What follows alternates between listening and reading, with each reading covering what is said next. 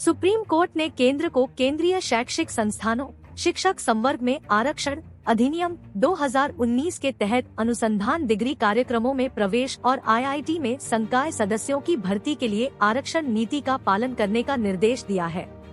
शीर्ष अदालत एस.एन. पांडे नाम के एक व्यक्ति द्वारा दायर याचिका पर सुनवाई कर रही थी, जिसमें केंद्र और आईआईटी को अनुसंधान कार्यक्रमों में प्रवेश और संकाय सदस्यों की भर्ती के संबंध में आरक्षण नीति का पालन करने का निर्देश देने की मांग की गई थी, जिसमें दावा किया गया था कि दिशानिर्देशों का उल्लंघन किया जा रहा है।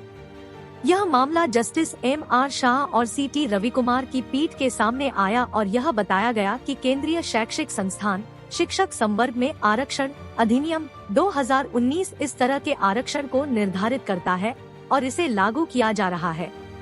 पीठ ने कहा, प्रतिवादी की ओर से पेश वकील ने कहा है कि अब केंद्रीय शैक्षिक संस्थान शिक्षक संवर्ग में आरक्षण अधिनियम 2019 के मद्देनजर आईआईटी सहित सभी केंद्रीय शैक्षणिक संस्थानों के संबंध में आरक्षण प्रदान किया जाता है। संबंधित प्रतिवादियों को आरक्षण का पालन करने और केंद्रीय शैक्षणिक संस्थान शिक्षक संवर्ग में आरक्षण अधिनियम 2019 के तहत प्रदान किए गए आरक्षण के अनुसार कार्य करने का निर्देश दिया जाता है। यह अधिनियम अनुसूचित जातियों, जनजातियों, सामाजिक और शैक्षिक रूप से पिछड़े वर्गों और आर्थिक रूप से कमजोर वर्गों के लोगों के लिए केंद्रीय संस्थानों में शिक्षण पदों पर कोटा प्रदान करता है।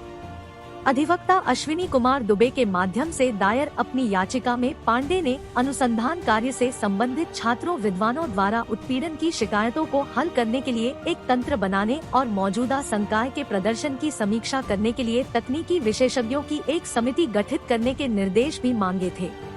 उन्होंने आरक्षण नियमों के उल्लंघन और पारदर्शी भर्ती नीति तैयार करने के कारण खराब प्रदर्शन करने वाले फैकल्टी की नियुक्ति को रद्द करने की मांग की थी।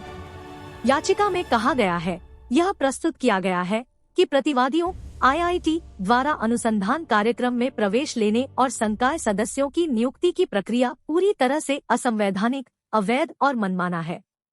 उत्तरदाता संवैधानिक शासनादेश के अनुसार आरक्षण के दिशानिर्देशों का पालन नहीं कर रहे हैं।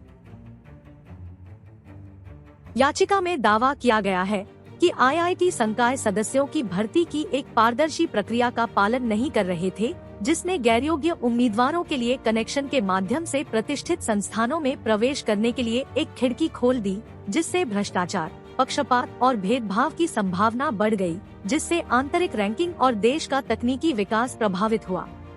याचिका में कहा गया है, प्रतिवादी आईआईटी अनुसूचित जाति 15%, अनुसूचित जनजाति 17% और ओबीसी 27% से संबंधित सामाजिक रूप से हाशिए पर रहने वाले समुदायों को आरक्षण प्रदान करने वाली आरक्षण नीतियों का पूरी तरह से उल्लंघन कर रहे हैं।